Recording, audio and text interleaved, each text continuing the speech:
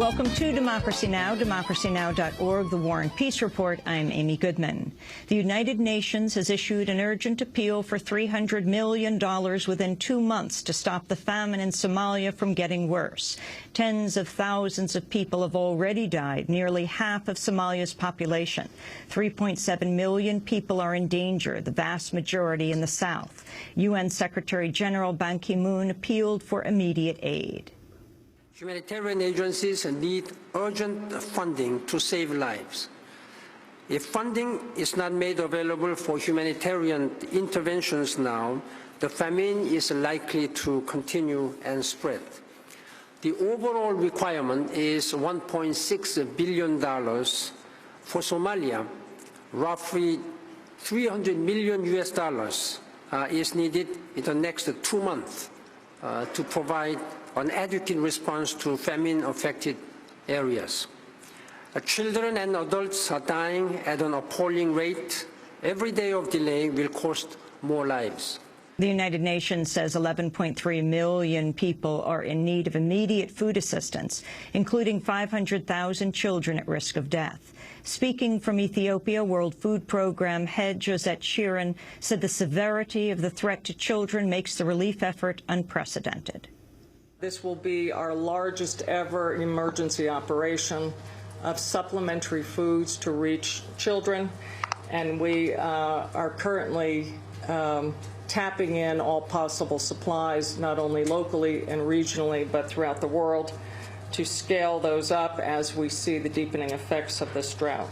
It's very important that we not lose a generation, because for those children who make it, who have been denied adequate nutrition, the potential for harm is quite high if they're denied critical nutrition at this time. Aid operations are resuming in southern Somalia after the militant group al-Shabaab lifted a ban that had wiped out foreign humanitarian assistance.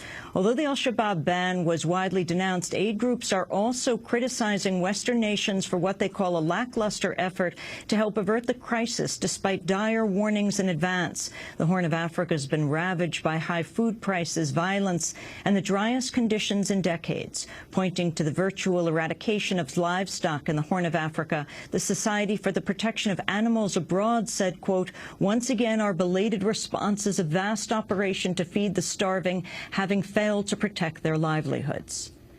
The urgent request for Somalia comes amidst warnings donor countries are failing to meet appeals for crises affecting a number of African countries. United Nations Emergency Relief Coordinator Valerie Amos said less than half of the aid sought for Africa has been delivered.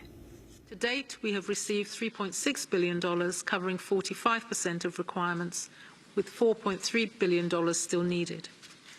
Our key concern is that there are persistent imbalances in funding among crises. The funding percentages of different appeals range from 29% to 60%. The least funded appeals are the Regional Appeal for West Africa and the appeals for Zimbabwe, Djibouti and Niger. The aid group Oxfam International says the world's richest nations have practiced, quote, willful neglect in underfunding aid appeals for Africa and ignoring warnings of impending food shortages going back to January. Talks continue in Washington as the Obama administration and congressional leaders race to finalize an agreement on raising the federal debt ceiling. On Wednesday, the White House acknowledged for the first time it could accept a short-term hike to the debt limit to extend the August 2nd deadline by a few days. President Obama met with Republican leaders with a plan to cut as much as $4 trillion in federal spending back into play. Obama's now backing a bipartisan Senate budget plan that would overhaul Social Security and Medicare while cutting taxes on the wealthy. In addition to entitlement cuts, the so-called Gang of Six plan would eliminate a number of popular tax breaks and deductions, including write-offs for home mortgage interest and employer-provided health benefits. The savings would help offset the cost of then lowering the top individual and corporate tax rates from 35% to at least 29%. Speaking on the Senate floor, Independent Senator Bernie Sanders mockingly congratulated Republicans for President Obama's apparent willingness to cut Social Security and Medicare. They have stood firm in their desire to represent the wealthy and the powerful in multinational corporations. They have threatened, they have been very smart in a number of ways. They have been determined, and at the end of the day, they will get 80 or 90% of what they want. That is their victory, and I congratulate them on their victory.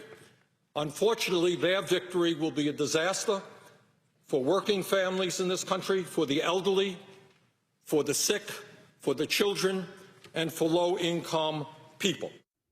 Media mogul Rupert Murdoch has returned to the United States as his media empire faces a growing number of challenges over the phone hacking scandal that's led to a number of arrests in Britain and prompted an investigation here in the United States. In Britain, Prime Minister David Cameron appeared before an emergency session of Parliament to address the scandal. Cameron refused to apologize for hiring Andy Coulson, a former Murdoch employee who recently served as Cameron's communications chief at Downing Street. If it turns out Andy Coulson knew about the hacking at the News of the World, he will not only have lied to me, but he would have lied to the police, to a select committee, to the Press Complaints Commission, and of course perjured himself in a court of law. More to the point, if that comes to pass, he could also expect to face severe criminal charges. I have an old-fashioned view about innocent until proven guilty. If it turns out I've been lied to, that would be a moment for a profound apology. And in that event, I can tell you I will not fall short. Andy Coulson was among the first to be arrested in the phone hacking scandal. He had already resigned as the chief spokesperson for Prime Minister David Cameron. More on the Murdoch scandal after headlines. We'll be speaking with the man who broke the story, reporter Nick Davies. The Obama administration's backing a new congressional measure that would repeal the anti-LGBT 1996 Defense of Marriage Act, or DOMA, which denies federal recognition of gay marriage. The new Respect for Marriage Act was introduced following the White House's announcement it would stop defending DOMA in court earlier this year. Speaking before the Senate Judiciary Committee, Human Rights Campaign President Joe Salmonese urged lawmakers to back DOMA's repeal. DOMA means that the many protections the federal government provides for the health and security of American families remains out of reach for same-sex couples and their children. It keeps, for instance, gay and lesbian Americans from sponsoring their spouses for immigration to the United States, forcing binational couples to choose between love and country. Human Rights Watch is urging lawmakers to oppose a pending measure that would restore the global gag rule banning U.S. funding for any international health care organizations that perform abortions or advocates for the legalization of abortion, even if those activities are funded by non-U.S. money. The global gag rule was seen by many as a major global barrier to access to crucial women's health services before President Obama lifted it upon taking office. In a statement, Megan Road, a women's rights researcher at Human Rights Watch, said, quote, "The global gag rule has exacted a terrible cost and damage to the health of millions of women and the free speech rights of people around the world. It should be considered a shameful piece of past foreign policy, not a model for the future," she wrote. A Montana judge has halted the transportation of massive oil field equipment across the state's roads. Imperial Oil, a subsidiary of ExxonMobil, has been barred from using Montana's scenic highways to transport hundreds of tons of equipment to Alberta, Canada, for a controversial tar sands pipeline project. The National Wildlife Federation, Missoula County, and a number of conservation groups had argued oil companies and the Department of Transportation had failed to attain the necessary environmental clearances. The ruling is seen as a setback to the Obama administration's ongoing efforts to construct a 1,600-mile pipeline that would carry thicker, more environmentally hazardous oil from Texas to Alberta, Canada. Over 400 California prisoners are entering the fourth week of a hunger strike in protest of what they call cruel and unusual conditions. Most have reportedly lost between 20 to 25 pounds as their health worsens. The prisoners are demanding a number of changes already standard practice in other parts of the country, including an end to group punishment, denial of food as punishment, and ending long-term solitary confinement. The strike began in Pelican Bay Maximum Security Prison near the Oregon border and has drawn the support of thousands of prisoners throughout California. Pelican Bay prisoner Todd Ashker spoke out in an audio recording played on Democracy Now! Earlier this month. We believe that this is our only option of ever trying trying to make some kind of positive changes here is through this peaceful protest of hunger strike. And there's a core group of us who are committed to taking this all the way to the death if necessary.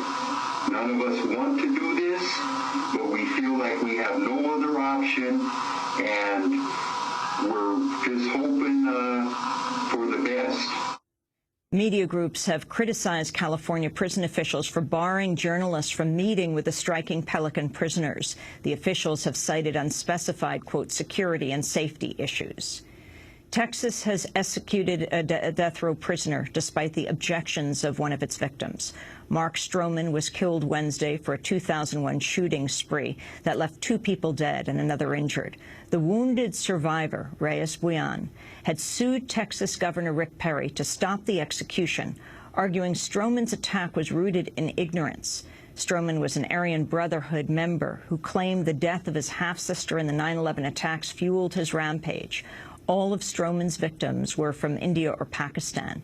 Speaking on Democracy Now! Earlier this week, Reyes Buyan cited his own Muslim beliefs, espousing forgiveness. I strongly believe what Mark Stroman did, that was hate crime because of his ignorance, and he was not capable of distinguishing between right and wrong. Otherwise, he would not have done what he did.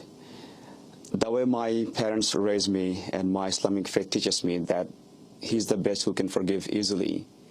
And my faith, it teaches that no one has right to take another human life. For the full interview, you can go to democracynow.org. Georgia, meanwhile, has delayed the lethal injection of a death row prisoner whose death is set to be the first videotaped execution in nearly 2 decades. Another death row prisoner has won a court order to videotape Andrew Grant DeYoung's execution over concerns drugs used in the process might cause unnecessary suffering. The National Labor Relations Board has recommended canceling the results of a 2010 election between 2 unions to represent 43,000 employees in California's largest hospital chain, Kaiser Permanente. The giant Service Employees International Union, or SEIU, beat out the much smaller breakaway National Union of Health Workers, or NUHW, in a monumental race. But a National Labor Relations Board judge has now ruled SEIU was guilty of misconduct and collusion with Kaiser Permanente to influence the vote's outcome. The U.S. heat wave that so far claimed 22 lives in the Midwest has made its way to the East Coast. According to the National Oceanic and Atmospheric Administration, some 141 million people in a 1 million square mile area are living in areas under heat advisories and warnings, meaning nearly half the country is now dealing with the extreme weather. The world's most powerful nations have failed to advance a measure that would bring the issue of climate change before the United Nations Security Council. The effort was stalled Wednesday after Russia and China insisted climate is outside the Security Council's mandate. The U.S. ambassador to the UN, Susan Rice, criticized their stance. We have dozens of countries in this body and in this very room whose very existence is threatened. They've asked this council to demonstrate our understanding that their security is profoundly threatened. Instead, because of the refusal of a few to accept our responsibility, this council is saying by its silence, in effect, tough luck. This is more than disappointing. It's pathetic. It's short-sighted, and frankly, it's a dereliction of duty. Nicaraguan President Daniel Ortega is proposing a national referendum on whether to demand the U.S. pay up the $17 billion owed under a 1986 World Court judgment that found the Reagan administration committed unlawful aggression. The ruling centered around U.S. support for Contra militants who killed thousands of people in trying to topple the Sandinista government. Nicaragua dropped the case in 1990 after a U.S.-backed government came into office following a decade of economic and armed warfare.